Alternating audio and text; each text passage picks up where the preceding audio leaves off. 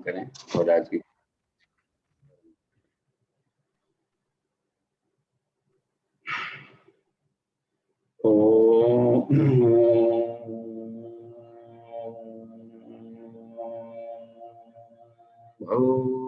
भूर्भुवः स्वः तत्सवितुर्वरेण्यं भर्गो देवस्य धीमहि धियो यो नः प्रचोदयात्। जी प्रणाम। आज की कक्षा है कुंडली जागरण का मेडिटेशनल प्रयोग, ध्यान धारणा। तो इसमें परम पूज्य गुरुदेव की आवाज में हम चाहते हैं कि हम लोग सुने और उनके संकेतों के आधार पर अपना हम लोग मेडिटेशन करें। तो इसमें कोई ऐसे शब्दावली हो जो समझ में नहीं आती हो, उस पर हम लोग फिर चर्चा करेंगे। तो बहुत ही सिंपल और सरल और हानि रहित एक ध्यान प्रयोग गुरु जी कराया करते हैं। तो सीधे हम चलते हैं, उसको सुने और स्क्रीन से माध्यम से उसको हम लोग देखते हैं। तो सभी साधक तैयार हो जाएंगे, अपने आसन पर बैठ जाएंगे और ध्यान प्रयोग की मनोभूमि बना लें। आधे घंटे का ध्यान प्रयोग होगा। तो बिल्कुल हम लोग शांति बैठ जाएं और जैसे जैसे संकेत मिले उस तरीके से हम लोग अपने आपके भीतर में वैसी मनोभूमि जोड़ेंगे। स्क्रीन शेयर मिल रहा है।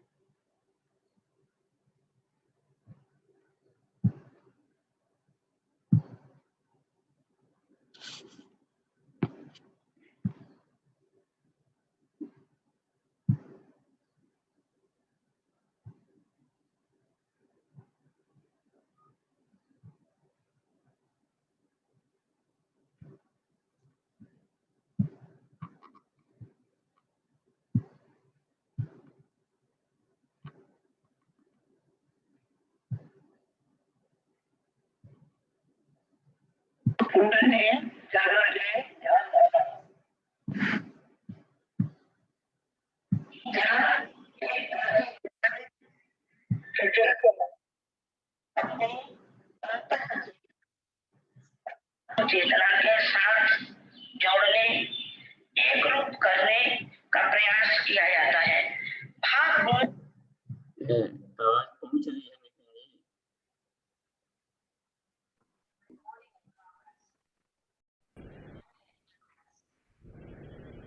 सावधान, शांत चित्त, कमर सीधी, दोनों हाथ गोद में, आंखें बंद, ध्यान मुद्रा।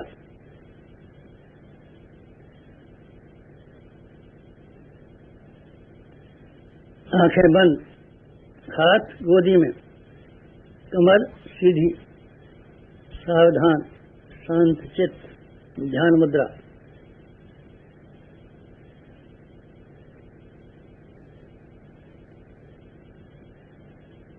प्रेरणा सद्गुरुदेव की, भावानुभूत अपनी। संगम गंगा यमुना का, संगम आत्म चेतना ब्रह्म चेतना का।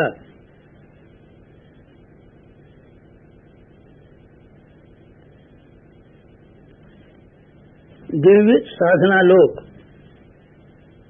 गंगा की गोद, हिमालय की छाया।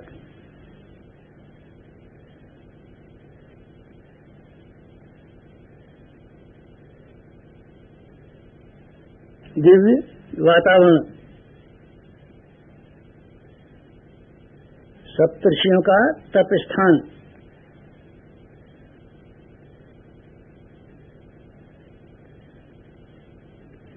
शांति कुंज, ब्रह्म वर्चस्व।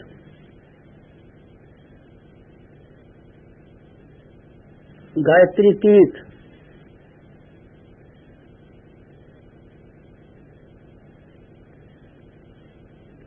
अखंड दीप,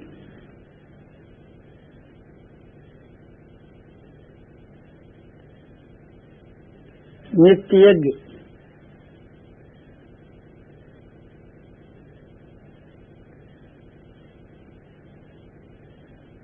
नियमित जप,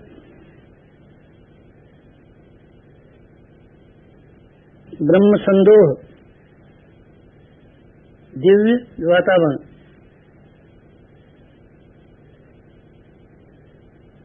तीन दिव्य सत्ताओं का संरक्षण,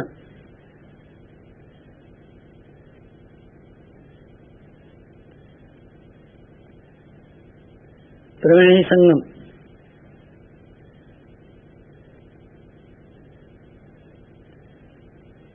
भाव समाधि,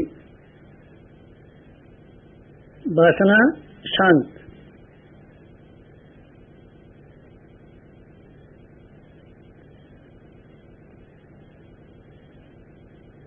तृष्णा शांत,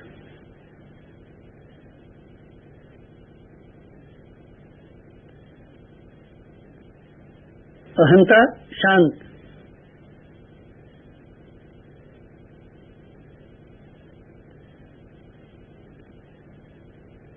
उद्विग्नता शांत,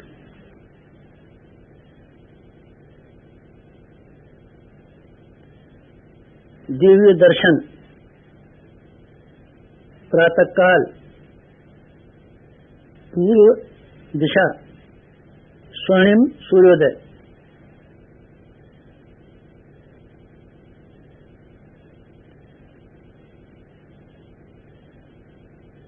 स्वर्णिम सूर्य सविता, गायत्री का प्राण सविता,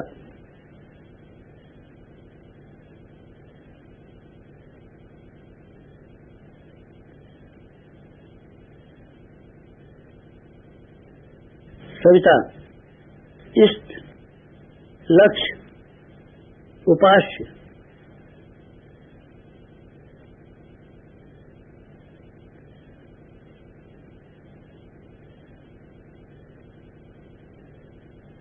सविता प्रकाश, ज्ञान, प्रज्ञा,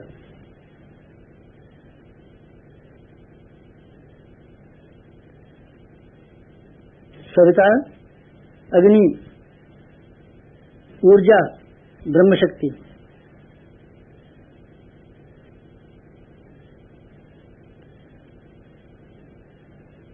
सविता ब्रह्म, सविता वर्चस्व, ब्रह्म वर्चस्व, सविता,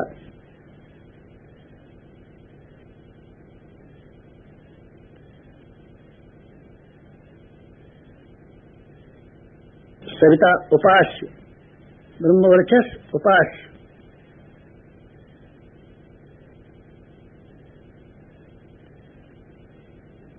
एकत्व, अद्वैत, साधक का सविता को समर्पण,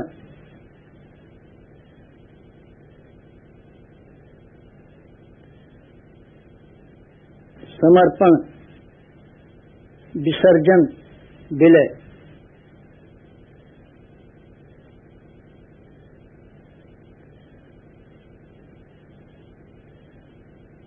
साधक सविता एक, भक्त भगवान एक, एकत्व, अद्वैत,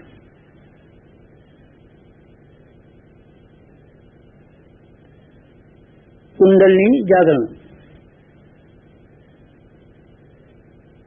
कुंडलिनी जीवनी शक्ति, कुंडलिनी अंतः ऊर्जा, कुंडलिनी प्राण विद्युत, कुंडलिनी योगाग्नि,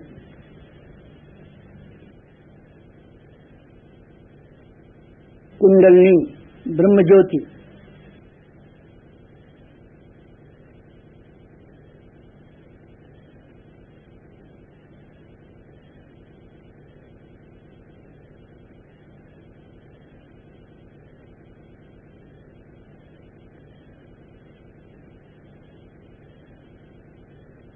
सविता शक्ति का कुंडलिनी क्षेत्र में प्रवेश, मूलाधार क्षेत्र में प्रवेश सविता का।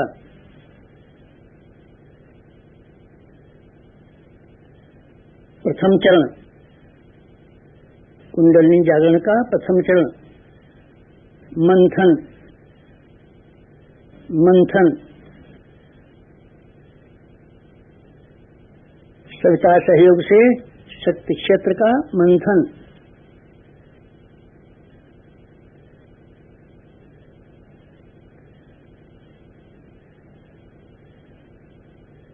मूलाधार मंथन। समुद्र मंथन। जीवन मंथन। प्राण मंथन। अग्नि मंथन। मंथन मंथन मंथन।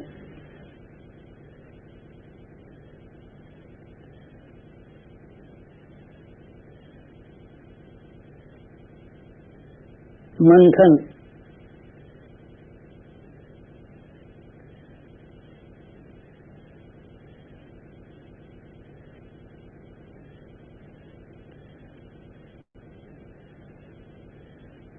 मंथन से अंतः ऊर्जा का संवर्धन।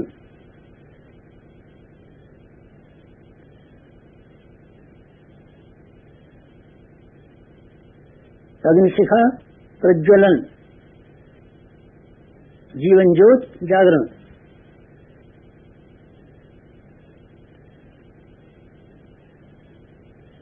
द्वितीय चरण ऊर्ध्वगमन।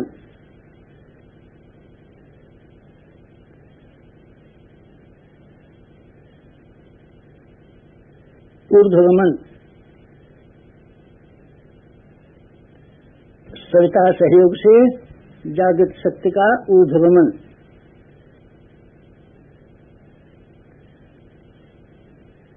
आत्मसत्ता का ऊर्ध्वगमन।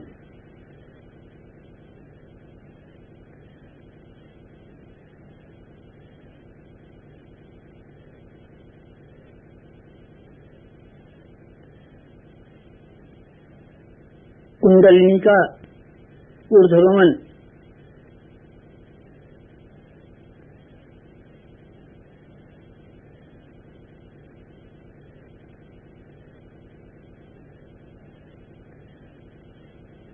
मूलाधार मार्ग से सहस्त्रार तक कुंडलिनी का ऊर्ध्वगमन। मेरुदंड मार्ग से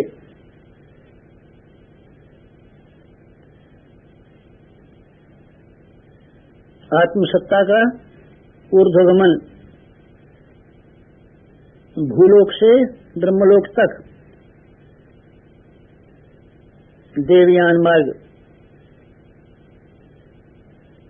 मूलाधार भूलोक, सहस्रार ब्रह्मलोक, मेरुदंड देवयान, कुंडलिनी आत्मशक्ति। जीवनी शक्ति का ऊर्ध्वगमन।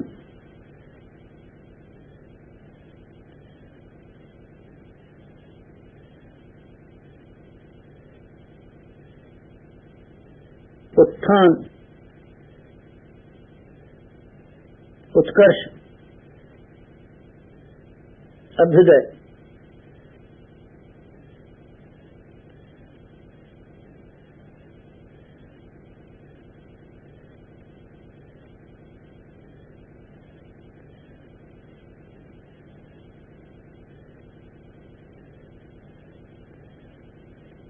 ऊर्ध्वगमन कुंडलिनी जागरण।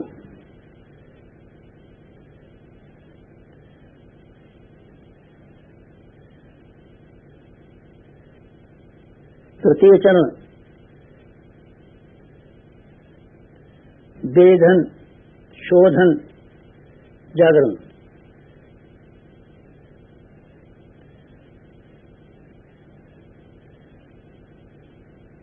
सविता सहयोग से सब चक्रों का वेधन।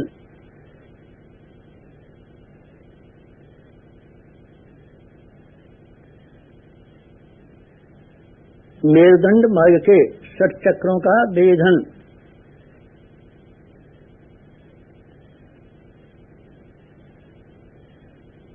प्राण युद्ध से शक्ति स्रोतों का उत्खनन,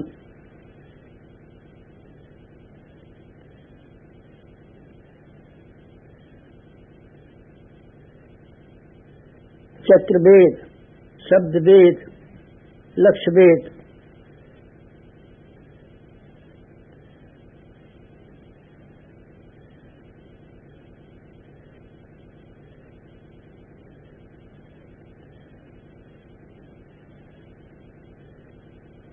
वेधन, शोधन, जागरण, 60 चक्रों का जागरण।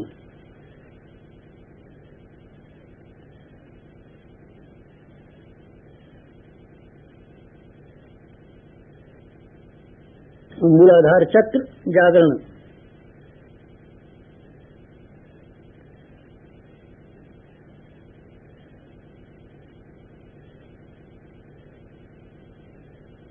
स्वाधिष्ठान चक्र जागरण,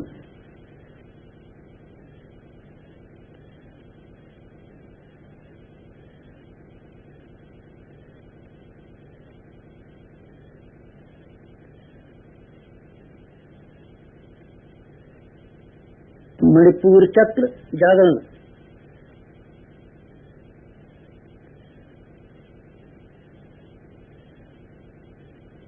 अनाहत चक्र जागरण,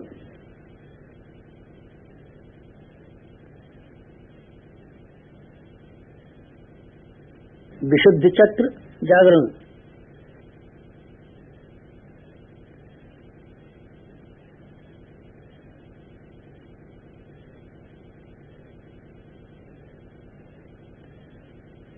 आज्ञा चक्र जागरण,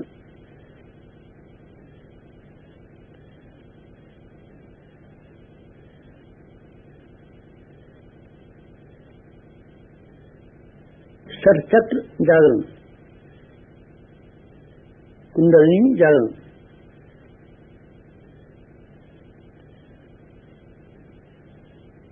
चतुर्थ चरण,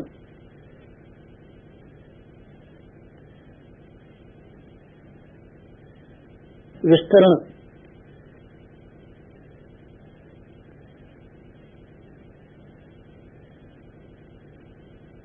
सरिता सहयोग से योगाग्नि का विस्तार,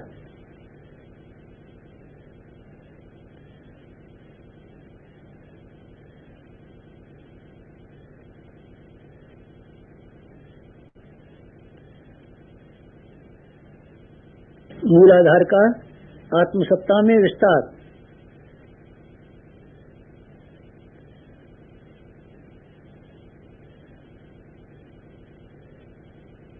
आत्मसत्ता का विश्व सत्ता में विस्तार, ब्रह्म सत्ता में विस्तार,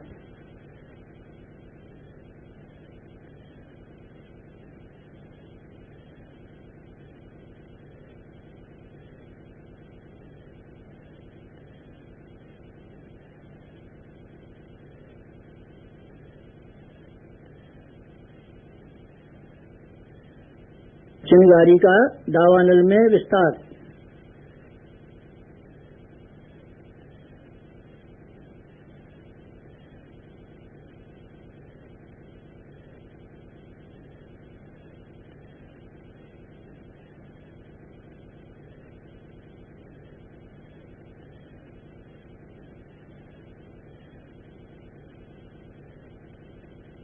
ज्योति का ज्वाला में विस्तार,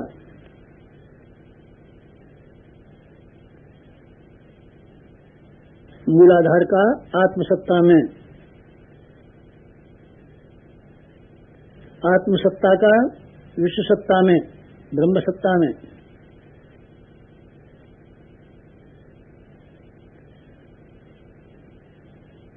चिंगारी का दावानल में,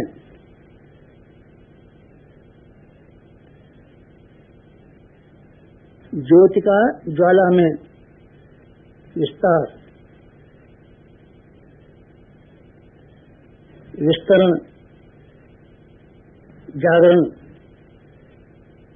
कुंडलिनी जागरण,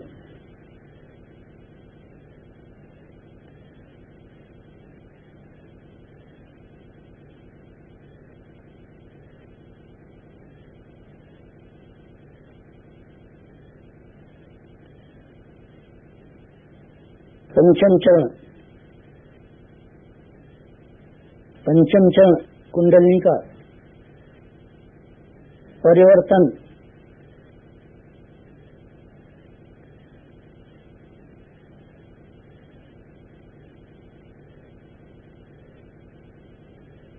मूलाधार का सहस्त्रार में परिवर्तन,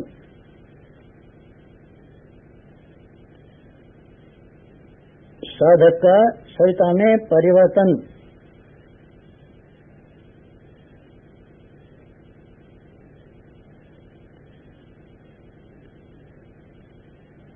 आत्म ज्योति का ब्रह्म ज्योति में परिवर्तन,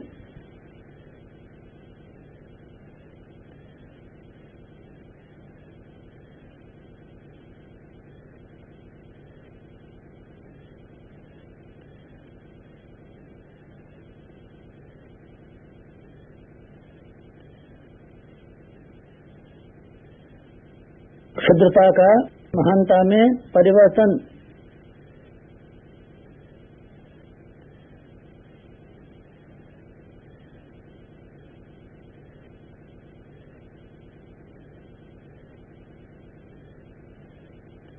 कामना का भावना में परिवर्तन,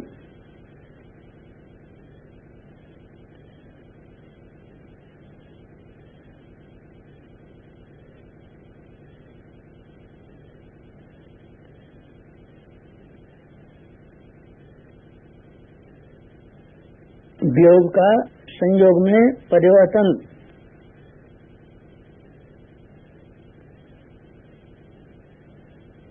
नर का नारायण में परिवर्तन,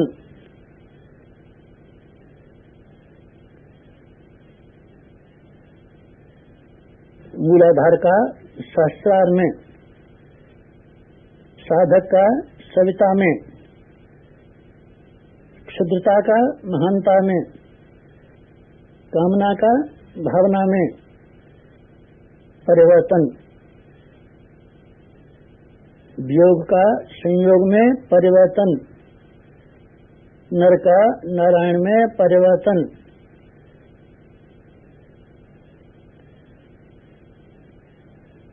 परिवर्तन, संवर्धन, जागरण, कुंडलिनी जागरण।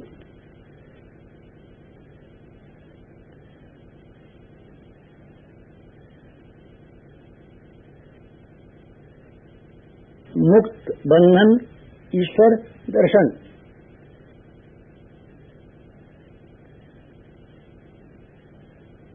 कुंडलिनी जागरण,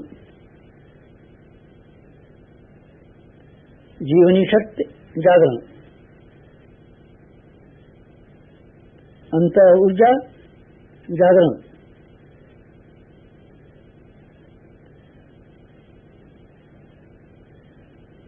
प्राण विद्युत जागरण,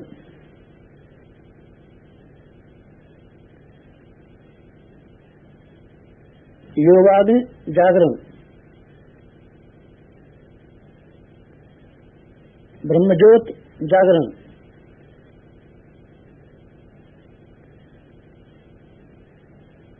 कुंडलिनी जागरण, महान जागरण, आत्म जागरण।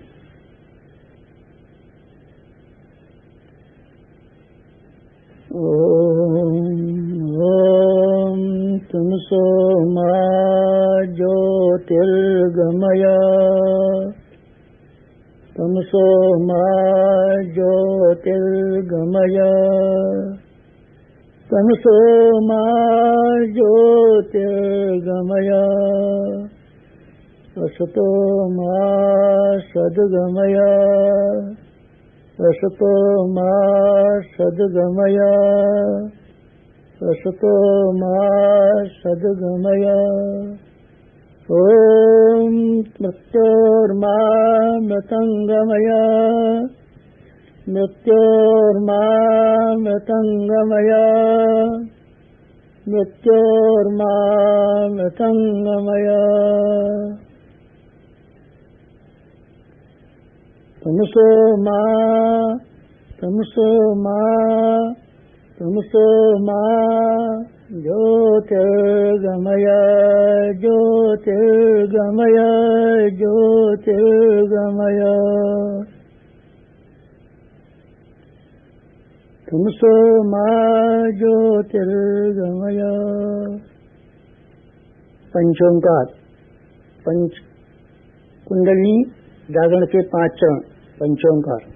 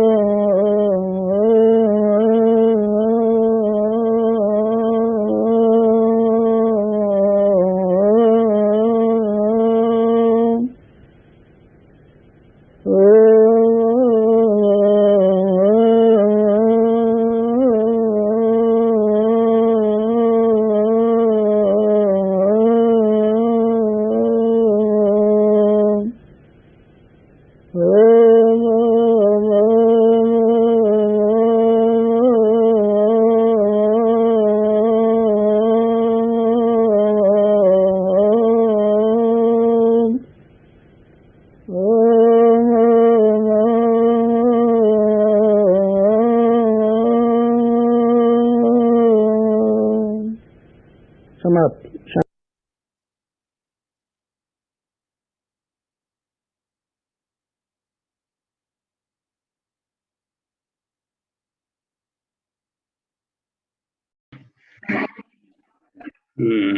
जी प्रणाम। और इस हाँ नितिन जी, जी बाबू जी। इसमें आप देखें इस पूज्य गुरुदेव का आज जो हम लोग सुने ध्यान प्रयोग, तो इसमें कोई जो शब्दावली कोडवर्ड बोलेगा, इसमें कहीं पर कुछ कंफ्यूजन है क्या कि नहीं अपने साधकों को? तो प्रश्नोत्तरी सेशन अभी से शुरू कर दिया जाए। जी शुरू किया जा सकता है। हाँ जी, अब सभी साधकों से निवेदन है कि कल की भी जो प्रश्नोत्तरी रह गई थी, किसी को कुछ पूछना है तो हैंड रेस के माध्यम से या चैट के माध्यम से वो पूछ सकते हैं।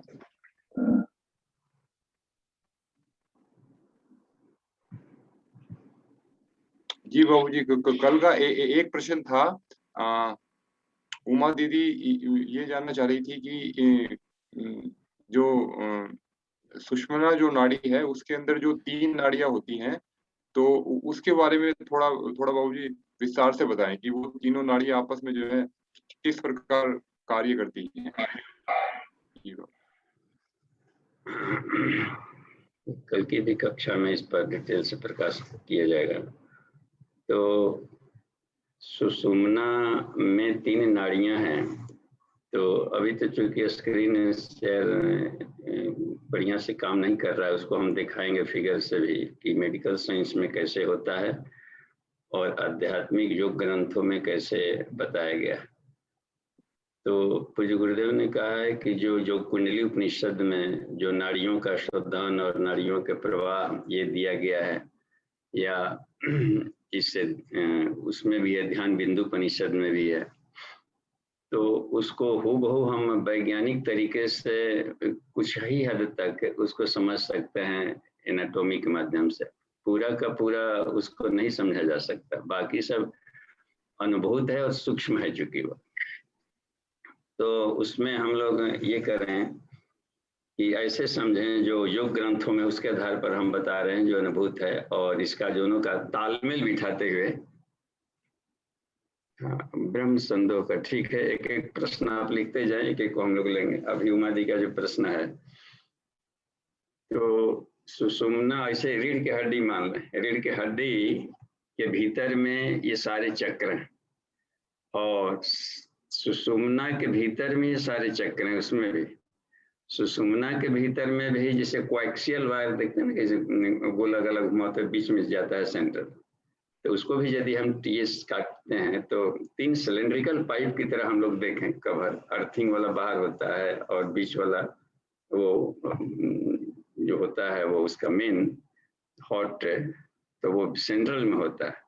तो उसमें अब 3 लेयर मान लें, कवर के ऊपर कवर, लेयर के ऊपर चादर, के ऊपर चादर, प्याज के छिलके की तरह जैसे 5 कोस हम लोग देखते हैं, अन्नमय कोष को छिलका हटाए तो एक और छिलका मिलेगा प्याज के छिलकों की तरह, ऐसे ही सुषुम्ना मार्ग में भी 3 कवर्स हैं। तो आउटर लेयर है उसको वज्रा कहते हैं, और वो सब ऐसा नहीं है कि उसको हम छिलका की तरह छील लें, वो सब चेतना की परतें हैं।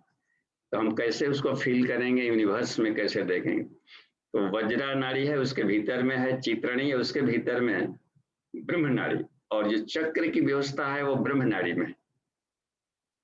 तो अब इतना माइन्यूट से पतला जैसा हम कल्पना नहीं करेंगे, क्योंकि ये सारी आकाश की तरह है, क्योंकि चेतना मन के भीतर सारे आकाश की यात्राएं हैं, आकाश की तरह पूरे यूनिवर्स में घुली हुई अलग अलग बारीकियों जैसे और साफ लेयर समझ सकते हैं। तो इसमें वज्रा कहा गया है एक ऐसा आकाश, जिसे 3 तरह के आकाश महोपनिषद में ये बताएं, तो आकाश और भीतर में चित्ताकाश, उसके भीतर में चिदाकाश। तो चिदाकाश को ब्रह्म नाड़ी समझ सकते हैं, जिसमें सिर्फ परब्रह्म का अत्यंत शांति, अत्यंत आनंदमय एक प्रकाश का, और इसकी अनुभूति हम करें, आनंदमय अवस्था और शांतिमय अवस्था। तो अच्छा, उसके ऊपर वाला जो है जैसे चिताकाश, तो चिताकाश में हर जीव जंतु, हमको लोग अपने दिमाग में कोई तस्वीर बनाते हैं, कल्पना करते हैं, अपना अपना विचार छोड़ते हैं। तो जिस आकाश में ये मन वाले लेयर के तरंगे उठते हैं सारे जीव जंतुओं का, तो उसको चिताकाश कहा जाता है। या जैसे मान लीजिए कि भीतर में बाहर तराटक कर लिया और भीतर मन ही मन उसको हम लोग कहीं देखते हैं, तो तस्वीर बनाए तो वो कहाँ पर बना, एक स्पेस में बना है भीतर, वो चिताकाश है। सपना भी यहाँ कोई व्यक्ति देख रहा हो तो सपने में नया नया शहर बसा लिया, नया नया उड़ रहा है, जा रहा है, तो वो कहीं भी नहीं है, उसके दिमाग के भीतर में अपने चिता का आनंद बना सकते। ये चिता सोलर लेयर को चित्रणी कहते हैं। और बाहर में जो आकाश इसमें नक्षत्र ब्रह्मांड खनेरे सब गतिशील है, या और भी वसुगण कॉस्मिक रेडिएशन, ये सारे रेडिएशन प्रकाश के दौड़ रहे हैं, ये आकाश का है। तो इसको वज्रा नाड़ी समझ सकते हैं।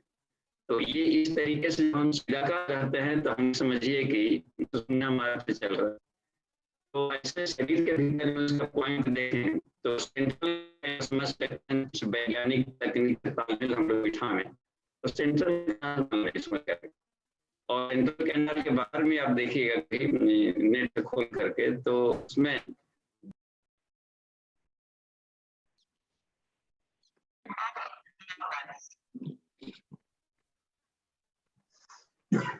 अभी ठीक है आवाज? जी अभी ठीक है। हाँ, तो ये बताया जा रहा था कि उसका टीएस काटेंगे हम लोग कभी रीढ़ की हड्डियों का। अभी तो डिस्प्ले, उसको डिस्प्ले करके देखें क्या आपको बताते हैं ये इसमें। तो अच्छा ऐसे ही देख लीजिएगा अपने, तो रीढ़ के हड्डी के भीतर में पोपले में जिसे बना भरा हुआ है जो बोन मैरो है, तो इसमें जो सुषुम्ना, ये जो नाड़ियां कहते हैं, सो नाड़ियां दिखेगी नहीं कहीं पर, वो तो ग्रे मैटर केवल दिखेगा। तो ग्रे मैटर जो दो गुच्छे में है इस तरीके से बीच में है, तो एक ऐसे निकल गया है, यूं दोनों। अब उसमें से तार निकल करके नर्व फाइबर्स बाहर निकलते हैं, और बाहर निकल करके गैंग्लियन का सीरीज बना रहा है। तो भीतर में जो ग्रे मैटर दोनों साइड का है वही निगेटिव पॉजिटिव बन जाता है भीतर ही। तो ये रीढ़ हड्डी के भीतर में ही ईड़ा पिंगला सुषुम्ना का फॉर्मेशन हो गया। न्यूट्रल को सुषुम्ना कह दिए और उसके तरंगे बन जाती है, लेकिन वो बाहर आकर के बॉडी में सप्लाई करता है दोनों। तो इस तरीके से सिंपैथिक नर्वस सिस्टम और parasympathetic nervous system left side में ये काम करने लगता है। तो उसके गैंग्लियन से फिर निकल करके ढेर सारे फिर साइनेप्सिस जाएंगे, फिर हर बॉडी में जा करके हर एक कोशिका में जा करके प्राण को सप्लाई करने लगता। तो इस तरीके से हम जब ध्यान करते हैं तो ईड़ा पिंगला में देखें कि लेफ्ट साइड का, तो मोटा मोटी ध्यान करना है तो ये सिंपैथिक सिस्टम और पैरासिम्पैथिक नर्वस सिस्टम, इसको हम लोग मान सकते हैं। लेकिन ओरिजिन रीढ़ की हड्डी से ही है वो निकला हुआ, ये सारे वायर्स निकले हैं, नर्व फाइबर तो रीढ़ की हड्डी से ही निकले हैं। तो जहाँ फॉर्मेशन चल रहा है वहीं पर ईड़ा पिंगला के क्रम चल पड़ते हैं, ये विद्युत प्रवाह है। कुछ क्लियर हो रहा है? जी जी बाबूजी। बाबूजी, इसे हम एक तरीके से इससे भी समझ सकते हैं कि जैसे हमारे जो है स्थूल शरीर, सूक्ष्म शरीर और कारण शरीर जो है, ये हमारे, जैसे हम ये मान सकते हैं कि स्थूल शरीर हमारा आकाश में कार्य करता है, और जो सूक्ष्म शरीर है हमारा चित्ताकाश में, और जो कारण शरीर है हमारा ये हमारा जो है चिदाकाश में। तो इस तरह भी समझ सकते हैं इसको? हाँ, समझ सकते हैं, लेकिन कारण शरीर में भावनाओं को कहा गया है, क्रिया विचार भावना। तो भावनाएं सद्भाव, रजोभाव और तामसिक भाव, दुर्भाव, सद्भाव, ये सारे शब्द उसमें जुड़े रहते हैं। ये सारे भावनाएं तरंगे इस आकाश में भी दौड़ेंगे जो बाहर का आकाश है। तो वो दिखने वाला नहीं दिखने वाला, इस तरीके के भाव से उसको हम लोग समझें। ये दिख रहा है तो दिख रहा है, तो इसको वज्र कह सकते हैं कि ये वज्रा है, दिख रहा है चट्टान जैसा। चित्रा है, नहीं दिख रहा है तो भीतर तो वो चित्त की तरह से वृत्तियां निकल रही है, तो मन बुद्धि चित्त अहंकार में उसको चित्त शब्द है, तत्त संयुक्त वाला है। तो वो थोड़ा सा लेकिन है तो पदार्थ ही, पदार्थ का सूक्ष्म रूप हो जाता है ये। लेकिन उसके भीतर में ही कारण वो फिर आता है, भावनाओं को और भी बारीक होता है, वो एक लहर की तरह भावनाएं निकलेगी। भावावेश कहते हैं, मन का वेग तो होगा मनोवेग, लेकिन भावावेश शब्द लगता है इसमें। तो उसको हम ये लहर कर, लेकिन इन सबसे परे है चिदाकाश में किसी तरह के भावातीत अवस्था एक है। तो साधक में हर कोई एक भावातीत अवस्था आएगी, साक्षी भाव से भी ऊपर एक अवस्था आएगी। तो उस अवस्था को चिदाकाश का है। चिदाकाश आकाश संभज हम, ईश्वर उसमें रहता है, तो वो सुषुम्ना है मेन। उसमें यदि ध्यान किया तो शांति और आनंद, कोई तरंग नहीं, कोई विचार नहीं उठना है वहां पर, सिर्फ आनंद और शांति।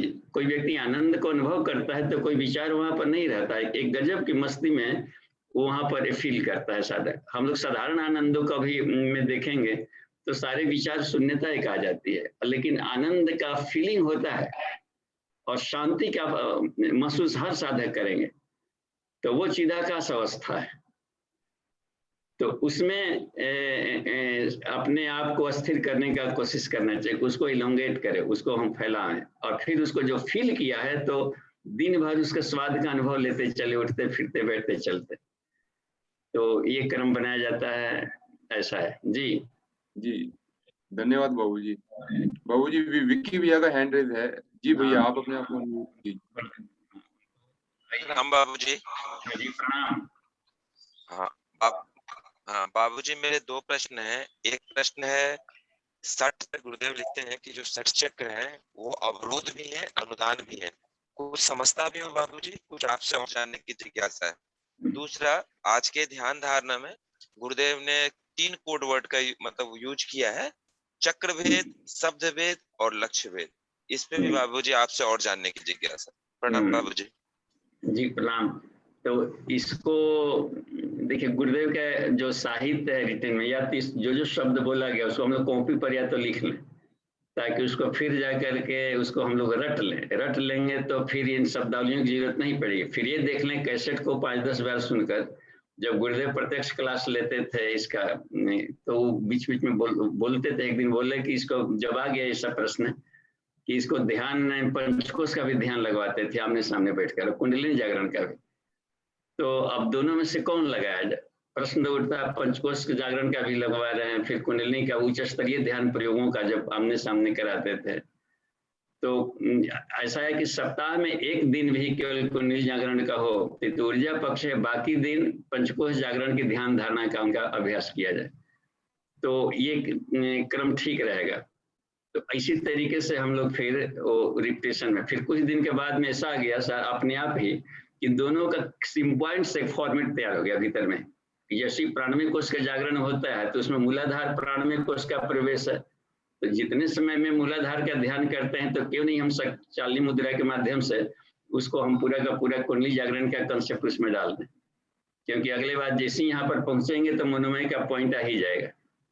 तो अपने से ही साधक अपना फॉर्मेट तैयार कर सकता है, तो यह बात है। अच्छा, अब देखा जाए चक्र का वेधन, तो उसमें ब्रह्मचर्य की ध्यान धारणा पुस्तक कहीं न कहीं से ढूंढ लीजिए, वो गुरुदेव का आध्यात्मिक वैज्ञानिक प्रतिपादन, इसमें सारे कोडवर्ड दिए गए, जो कोडवर्ड बोले गुरुजी हो बहु सब उसमें दिए हुए हैं, बस ये।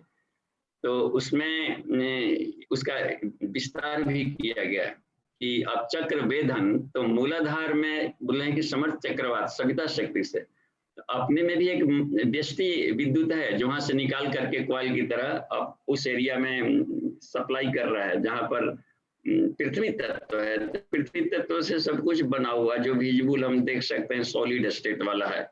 सारी कर्मेंद्रियां भी पृथ्वी तत्व से बनी है। सारा ये जो देख रहे हैं स्किन बॉडी, बोन बॉडी और हम लोग का muscular body, nerve body, immune body है, ये जितना विजुअल दिख रहा है सॉलिड, ये सब पदार्थ से बने हुए हैं और वो उसका केंद्र भी वही है।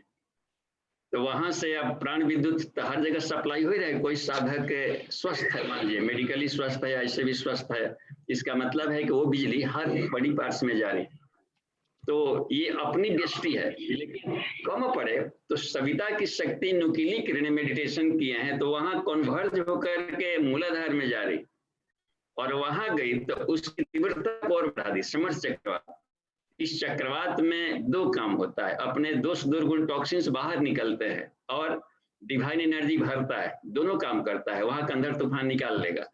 लेकिन सविता शक्ति के साथ मेडिटेशन करने में एक फायदा है कि साधक में उतनी ही ऊर्जा आएगी जितना कि वो विक्षिप्त ना हो और जितना पचा सकता है। तो बहुत ही कूल, सॉफ्ट और बहुत ही हेल्पफुल और लाभदायक आती है, जितना कि साधक को अपनी ग्रहण शक्ति उतने भर आती है। गायत्री महामंत्र के द्वारा ध्यान करने का ही फायदा है कि एक्स्ट्रा नहीं आएगी जिससे कि उसको जलन फील हो। हम अपने तरफ से एक्सटर्नल कूल प्रकाश है, शांतिमय प्रकाश है, आनंदमय प्रकाश है, लेकिन काफी एनर्जी से भरा हुआ है, ऐसा फील कर। अच्छा, अब चक्रवेधन का मतलब होता है कि वहां पर कोई भी तरह का जो डाउनवर्ड है हमारी गति थी फ्लो, वो रुकी और अब वहां के पंखुड़ियों को अब उसको फैलाए। तो गोली के छर्रे की तरह उसमें लिखा है कि ध्यान करने की प्रकाश के फोटॉन्स पार्टिकल्स मूलाधार से छर्रे की तरह निकल रहे हैं और उसको फोड़ रहे हैं। जैसे प्रकाश की किरणों से गैस वेल्डिंग से छेद करना हो तो जा जाकर इसको छेद करते हैं। अवरोध है भी कहा गया है चक्रवात, क्योंकि पदार्थ जगह से जो आसक्ति है यही अवरोध है। इस अवरोधों को वो तोड़ रहा है। तो जो प्रकाश जाता है तो पहले उसको गर्म करता है, देखते होंगे वेल्डिंग होता है, छेद करेंगे तो पहले उस लोहा के एरिया को पहले गर्म करेगा, यही पंखुड़ियों को खुलना होगा। तो वो ऊर्जा से खुल करके और जितना इसका अपना जुडिक्शन है उस एरिया में प्रकाशित किया, फिर जाकर के रास्ता दे दिया आगे जाने के लिए। तो वही चक्रवेधन की प्रक्रिया की गई। तो जल तत्व से सारा तन्मात्राएं बनी है। तो रूप से आकर्षण है, रस से आकर्षण है, गंध से, शब्द से, स्पर्श से। तो इस आकर्षण को, आसक्ति को ही रुकावट कहते हैं। और ये स्वादिष्ठान चक्र है जो जल तत्व का प्रतिनिधित्व करता है। और जल से ही तन्मात्राएं बनी है, चिपकाव है, आसक्तियां ये तन्मात्राओं से आता है। इसमें सूक्ष्म है लेकिन आसक्ति मन ही मन है। तो उसको फोड़ने की प्रक्रिया फिर वो करेगा। तो वो अपने भीतर में अब गंध है, तो देखिए बॉडी स्मेल में भी आता है किसी को पसीने के गंध, दुर्गंध, तो पहला काम करेगा तो इस दुर्गंध को सुगंध में बदलेगा। तो वो उसको कचरे को क्लीन कर रहा है, साफ कर रहा है, ब्रह्म कमल की तरह सुगंधित कर दिया। श्री कृष्ण चलते थे तो लगता था कि तुलसी का पौधा चल रहा है।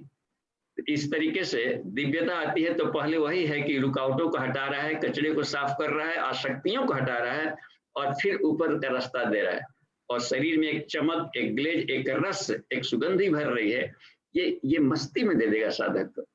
एक इसी तरीके से चक्रवेधन की प्रणाली है। और हाँ देखिए इसमें और जो प्रश्न आए हुए हैं तो कुछ स्पष्ट हो रहा होगा विष्णु जी।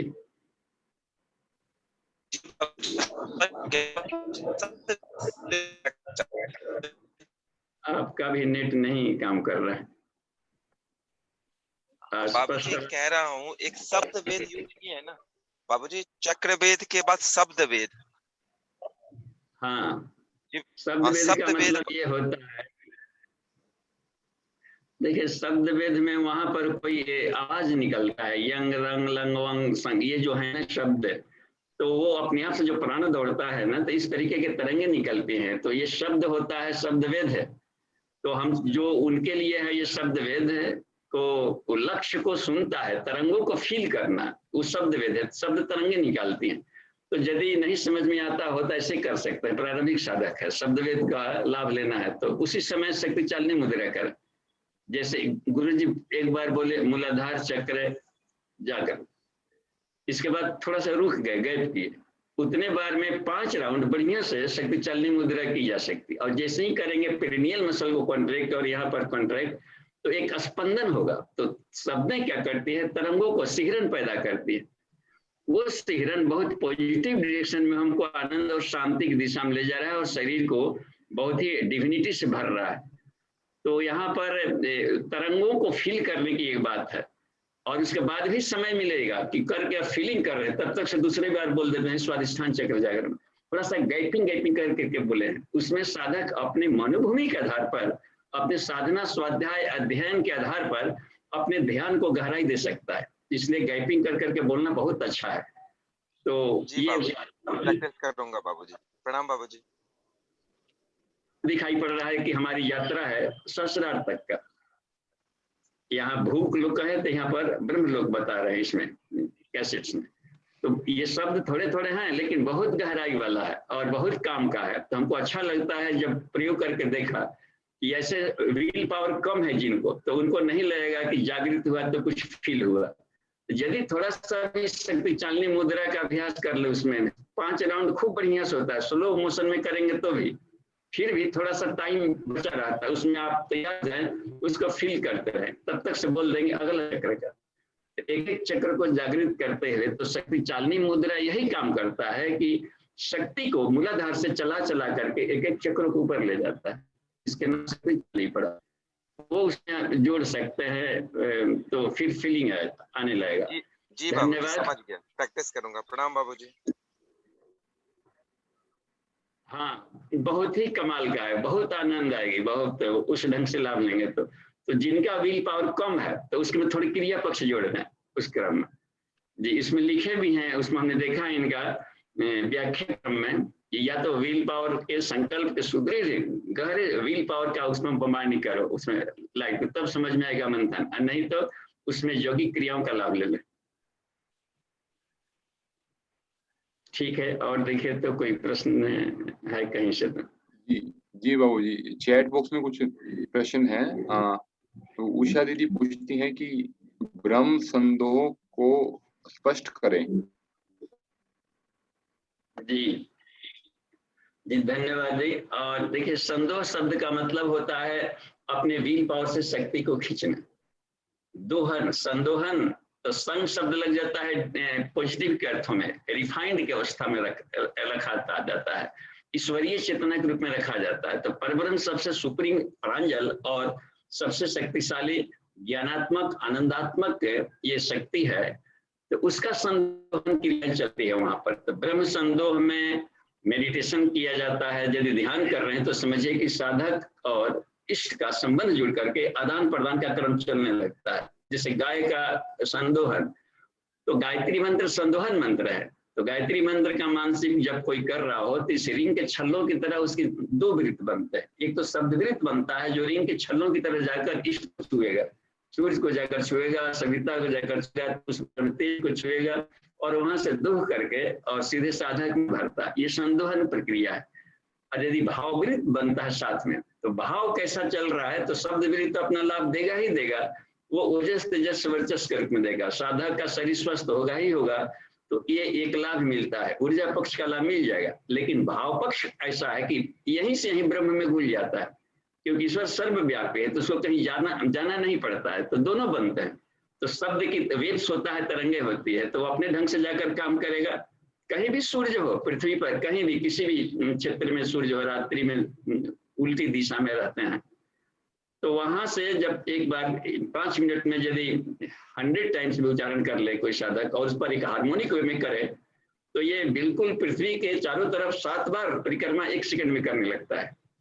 तो ये ध्वनि विरुद्ध जा करके इस सूर्य को छू करके साधक को पृथ्वी को फोड़ करके भी साधक में आकर के ले आ देगा तेज, तो इसमें पृथ्वी बाधक नहीं रहेगी। तो ये संदोहन प्रक्रिया दोनों तरीके से होता है, साधक लाभान्वित होता है। ये ब्रह्म संदोह है। तो ब्रह्म ऊर्जा को साधक अपने अंत ऊर्जा में जोड़ रहा है, भर रहा है, ये इसको ब्रह्म संदोहन की प्रक्रिया कहेंगे।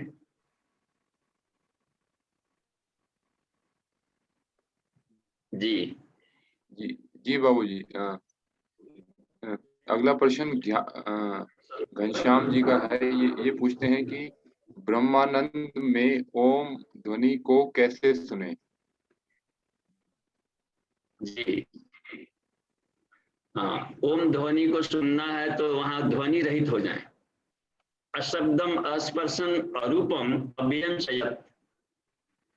तो ध्वनि को धीरे धीरे कूल, अस्पष्ट, धीमा और धीमा और धीमा और धीमा करते जाए तो अंत में सिर्फ शांति एक प्रकाश के रूप में मिले। तो एक उसको प्रकाश के रूप में हम ध्यान करें। ब्रह्म सूर्य समम ज्योति। तो ब्रह्म ज्योति का एक ऐसा प्रकाश जिसमें सिर्फ आनंद और शांति भर है और कोई हलचल नहीं है, और अथाह शांति आनंद से अपनी चमक बढ़ रही है। तो ये कहा कि ब्रह्म का तो उसमें करें, या फिर ब्रह्म मुहूर्त के जैसा प्रकाश का कल्पना कर सकते हैं। न दिन है न रात है तो फिर भी एक उजाला जैसा रहता है। तो इस तरीके, लेकिन अथाह शांति अथाह आनंद का आप अनुभव करें, वो ओम की स्थिति बनती है। तो गायत्री हृदय में ओम की बढ़िया व्याख्या किया हुआ है। एक ऐसा उसको कह दिया है, परम ज्योति शब्द का है, ज्योति बस प्रकाश है, और वहां पर इसलिए उसको अनाहत कहा दिया गया, अनहद। तो वो सिर्फ आनंद और शांति के अवस्था को फील करना ही ओम को फील करना है। तो ध्वनि बाद में जाकर बैखरी बनता है, पहले वो क्या करता है, वो दिव्य वाणी है। वो पहले संकल्प में उठेगा, मैं एक से एक अनेक बने, वो आवाज नहीं उठता। हम लोग कोई भी काम कर रहे हैं तो पहले इच्छा होती है, इच्छा का आवाज कोई नहीं होता, इसलिए वो अनहद नाद कहा जाता है। वहां से अब इच्छा फिर विचार में बदलेगी, अब थोड़ा सा प्लानिंग बनाना शुरू करेगा, फिर क्रिया पक्ष में उतरता है। तो 2 बार ध्वनियां निकल रही है इसमें से, तो वही जाकर के पारावाणी, फिर जाकर के रूपांतरित होकर के मध्यमा में पश्यंती बनेगा, फिर मध्यमा में आएगा, हाव भाव में आएगा, फिर रिजल्ट में आता है। तो ये जो आवाज जो निकल रहा है उसको कहा गया है कि ये वाणी के द्वारा पृथ्वी, अग्नि, वायु, ये सभी देवता है, ये अजयंत कर दिया वैखरी वाणी को। तो देवी वाच अजन्यंत देवा देवी वाचम, तो यहाँ पर वैखरी वाणी को लेंगे, लेकिन उसी मंत्र को जो आए हुए थे देवी उपनिषद में, उसको यदि ऐसे प्रयोजन करें तो कि देवी वाचम यानी जो परावाणी है, अजन्यंत देवा, वो सूक्ष्म जगत के जितने भी पदार्थ जगत के तरंगे हैं, पृथ्वी 24 तत्व है, इन देवताओं को पैदा किया है। अब इन देवताओं ने फिर जाकर के पैदा कर लिया इन ध्वनियों को, जिससे सारे जीव जंतु बोलते हैं। तो हमें क्रमशः बैखरी से मध्यमा, मध्यमा से पश्यंती, पश्यंती से परा, और परा से भी परे जाने की मेडिटेशनल प्रोसेस करना चाहिए। तो अंत में ओम आनंदमय, ओम शांति में, बस। तो शांति और आनंद को ही ओम कहते हैं। तो ये हो जाता है फील करना। तो धीरे धीरे हमें छोड़ते जाना पड़ता है, सूक्ष्मीकरण के क्षेत्र में बढ़ना होता है। जी जी जी बाबूजी। बाबूजी एक प्रश्न हमारा है, जैसा कि अभी आपने बताया कि ये जो गायत्री मंत्र के जब से, या जब हम गायत्री मंत्र के साथ में ध्यान करते हैं तो हमारे शरीर को जो ऊर्जा जो मिलती है वो हमारी क्षमता से अधिक नहीं मिलती और वो कंट्रोल्ड वे में होती है। तो हम जब भी हम ध्यान कर रहे हैं और ध्यान के माध्यम से जो हमारे शरीर को जो ऊर्जा जो मिल रही है, तो वो जो हम जिस विषय का ध्यान कर रहे हैं ये उस पे डिपेंडेंट है, या साधक की जो विल पावर है ये उस पे डिपेंडेंट है, या फिर दोनों पे ही डिपेंड करती है? इस पे थोड़ा बताइए बाबू।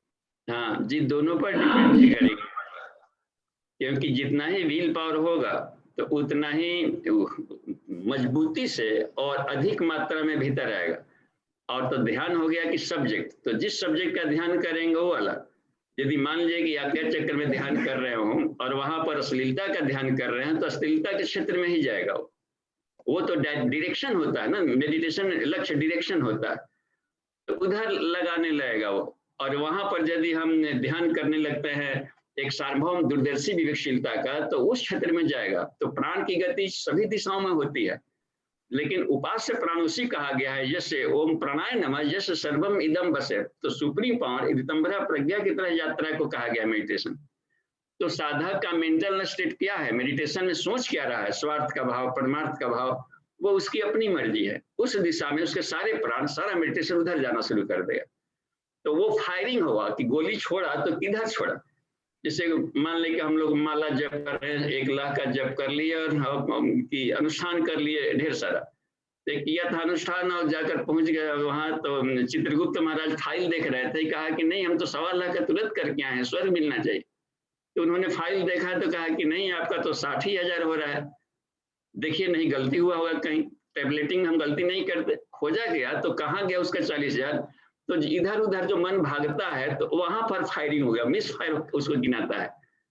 तो हमें लक्ष्य के तरफ हम चाहते क्या है, और यदि उत्कृष्ट है तो उत्कृष्ट मिलेगा। और उसमें जिसे इसी आधार पर कहा गया है कि जो जो शरण तुम्हारी आवे, चाहे वो आर्त हो, अर्थी हो, चिंतित हो, भोगी हो, सो मनवांछित फल पावे, वो उसको वो उपलब्धि मिलेगा बस। तो सारी मनोकामनाएं पूरी होती है, वो अपने ऊपर है कि हमारा लक्ष्य क्या है, सब क्या है, तो उस दिशा में उसकी प्रगति होगी। तो प्राण है ना, तो प्राण को हम जिधर चाहे उधर लाभ ले सकते हैं। हम ही राक्षस, हम ही देवता हैं। देवी उपनिषद में तो आ ही गया था कि सब मैं हूँ, बस कांति, शांति, शांति, क्रांति, हर जगह सारी ऊर्जा में नहीं हूँ। साधक को जिसकी उपयोगिता है उसका लाभ लेगा, इस गार्डन से जो जो फूल चाहिए उसको इस्तेमाल कर लेगा। भद्रम करने भी तो भद्रम करने भी, अभद्रम करने भी तो दोष दृष्टि। एक होता है कि अच्छाई को देखना हर व्यक्ति के भीतर में, ईश्वर है तो उसको क्यों नहीं हम देखते हर पार्टिकल में, और उसके नहीं देखकर उसके बुराई देखने लगे तो छिद्रान्वेषण कहा गया है। दोष दृष्टि संयुक्ता, गायत्री के साधकों का कहा गया है कि वो 10 दोषों को हटा जाए। पहला दोष होता है सबसे पहला कि दोष दृष्टि हट जाए। अब पहले ही एक कचरा नहीं हटा तो आगे तो और सारा है, आलस है, भय है, उसमें सब उसमें आता है, असावधानी होता है, ये सभी साधक में। तो एक एक कचरे हटाना, लेकिन एक नंबर में रखा गया है दोष दृष्टि का। ये यदि नहीं हटा तो फिर वर्णीय कहाँ आएगा, फिर सभ्यता को कहाँ वर्ण कर पाएगा, पहल का ही दरवाजा उसका सड़क नहीं खोल पा रहा।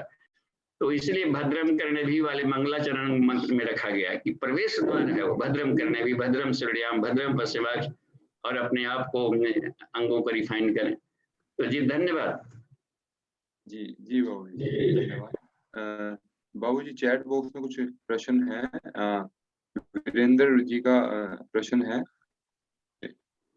ये पूछते हैं कि कुंडलिनी में आत्म में विलय क्या है, आत्मा में आत्मा है कुछ, आत्मा में विलय क्या है।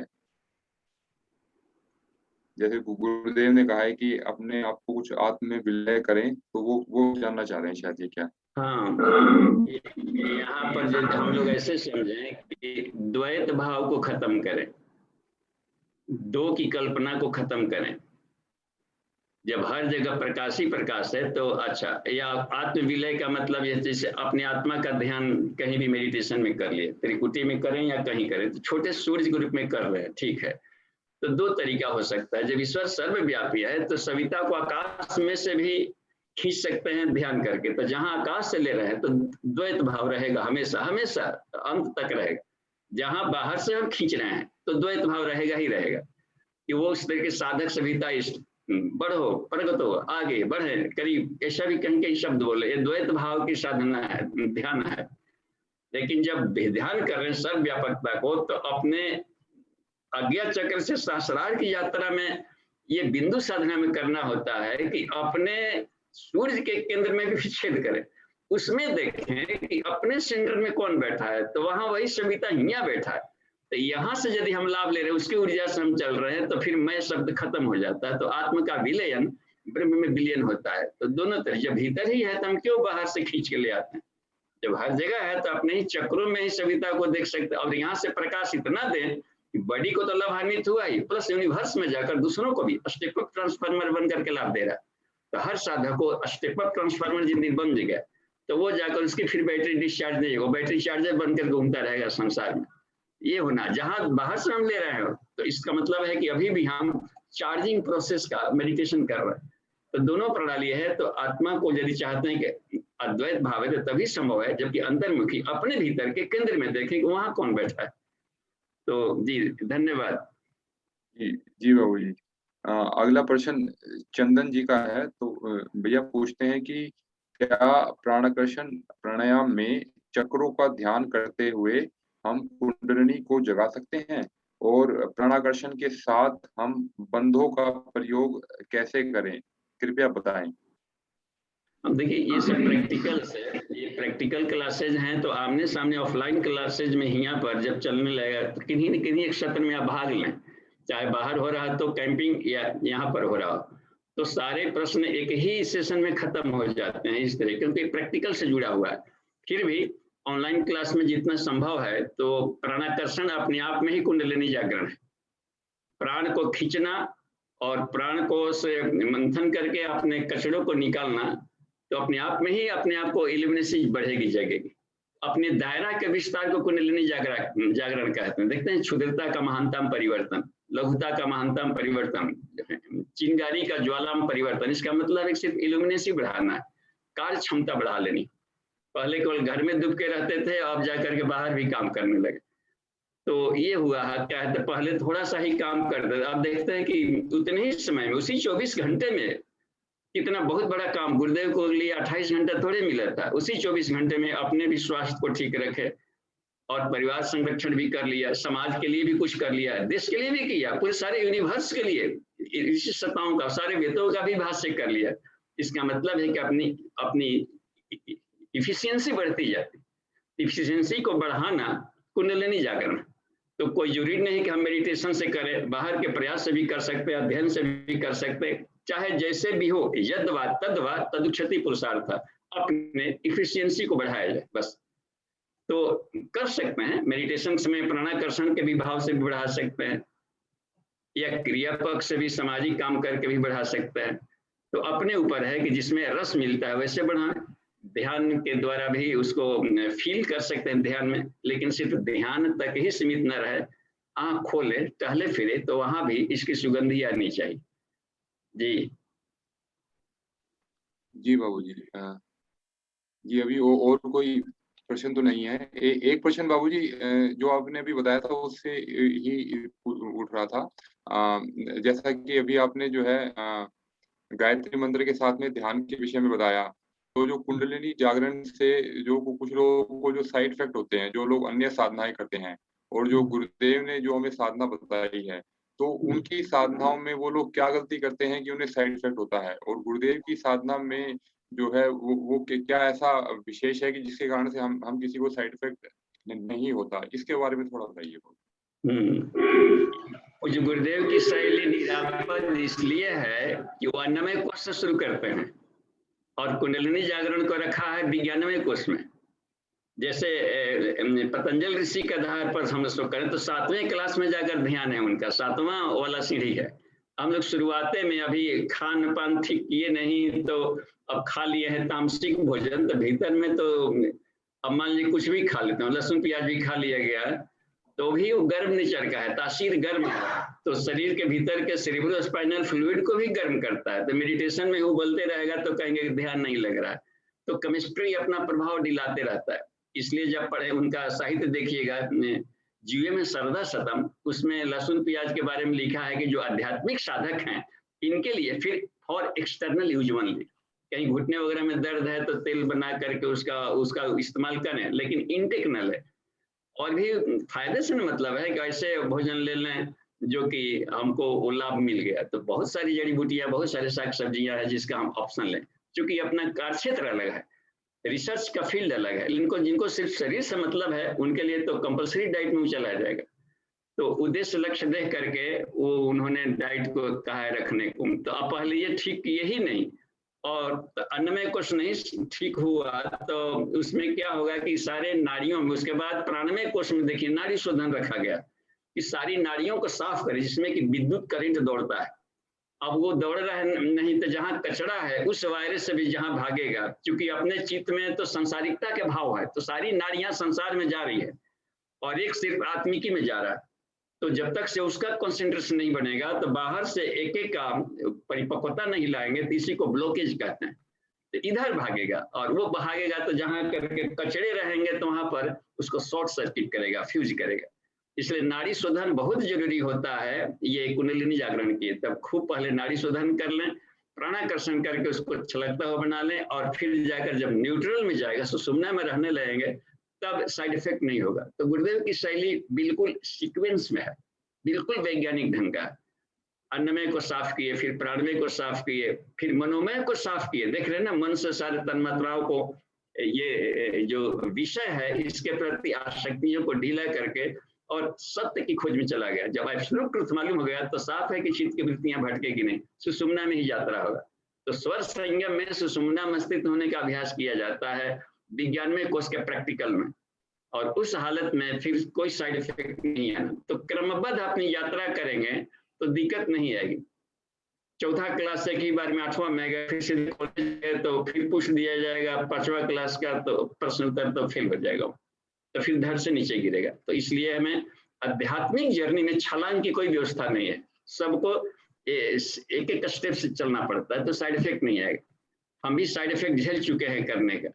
इसमें एक बार छलांग लगा लिए थे, सीधे अन्नमय कोष्ठ हुआ, प्राणमय को बहुत साफ नहीं किए थे नस नाड़ियों को, और मनोमय में आगे बढ़ गए, विज्ञान में सबका उपलब्धि भी लेने लगे, लेकिन वो तो अपना प्रभाव डालेगा। हुआ क्या, एक बार नाड़ियों में एयर ले लिया, अब एयर ले लिया तो ना आसन काम कर रहा है ना मेडिटेशन काम कर रहा है, नहीं भाग रहा था और बहुत पीड़ा दे रहा था। तब समझे कि ओहो, जो दूसरा क्लास है उस पर हमने हल्का फुल्का, इतने बड़े बिल्डिंग्स में 2-4 सीख से झाड़ू नहीं लगा सकते, 2-4 प्राणायाम करके, फिर घंटों प्राणायाम करके ये देखा, 5 साल खूब लगाया फिर इसमें, तब देखा कि नाड़ियां जब साफ हो जाती है तब कोई साइड इफेक्ट, उसके बाद से कहीं पर कोई पेन फिर दोबारा नहीं आया।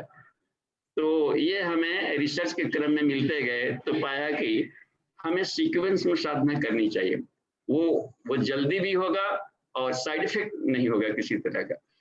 जी धन्यवाद। 4 मिनट है, कहीं से प्रश्न तो आ सकते। जी बाबू जी, अब समझ में आ गया, बहुत अच्छे से बताया आपने।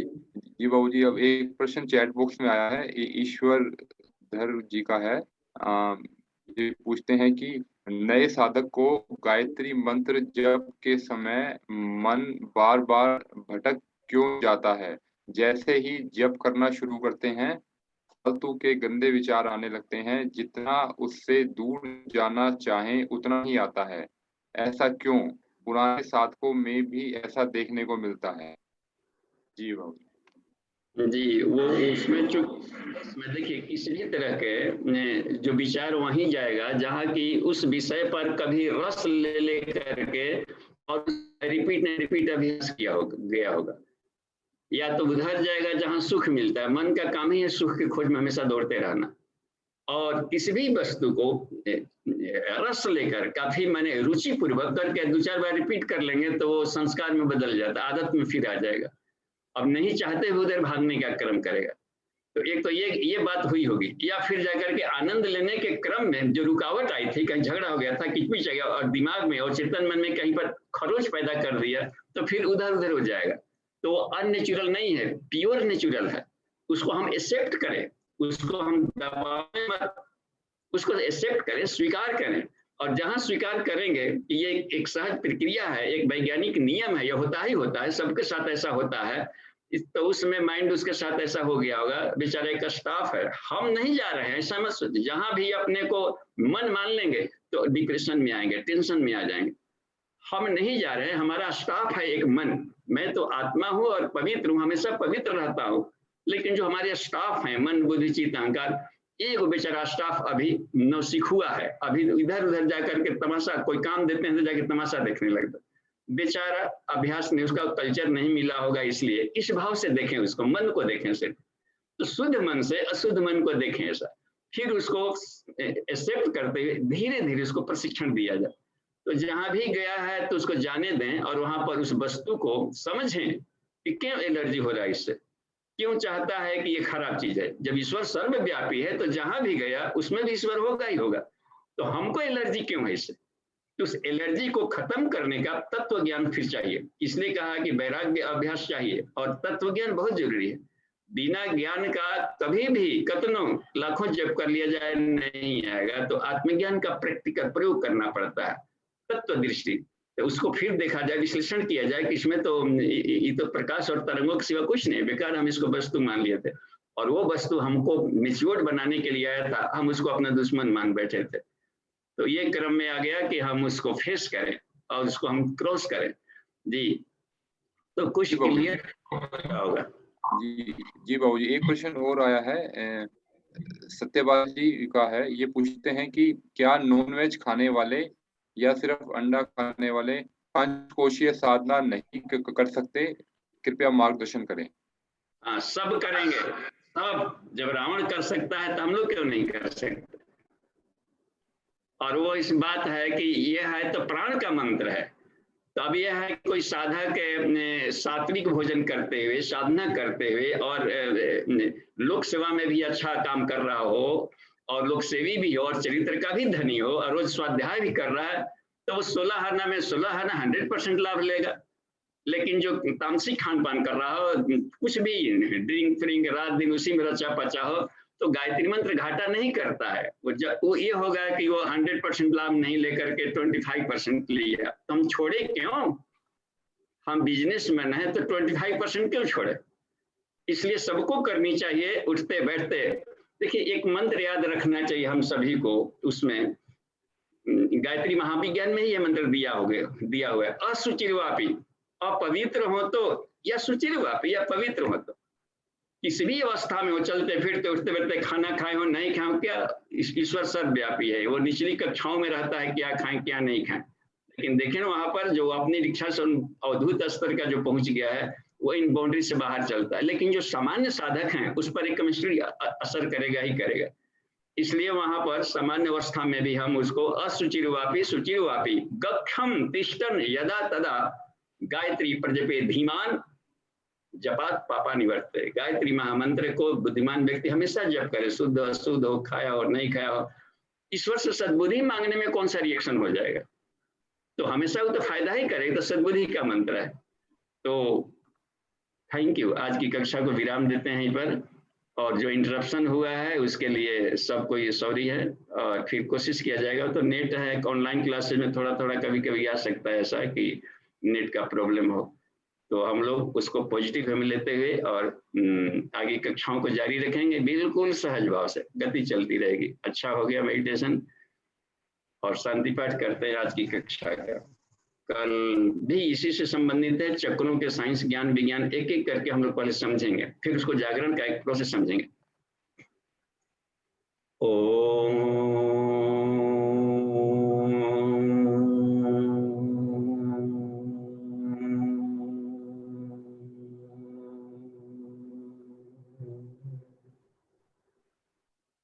शांति शांति शांति। समाप्ति।